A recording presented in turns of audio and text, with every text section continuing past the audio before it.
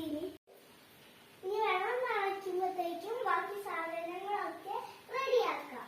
തിളയ്ക്കുമ്പോഴത്തേക്കും നമുക്ക് കാപ്പിപ്പൊടിയും പഞ്ചസാരയും ഒക്കെ ഗ്ലാസ്സിലേക്ക് ഇടാം.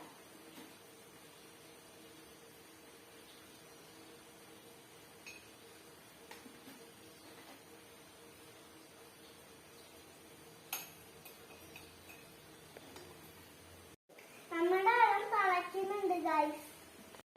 ഇനി നമുക്ക് തീ ഓഫ് ചെയ്യാം. വെള്ളം അടുപ്പിൽ എടുക്കാം.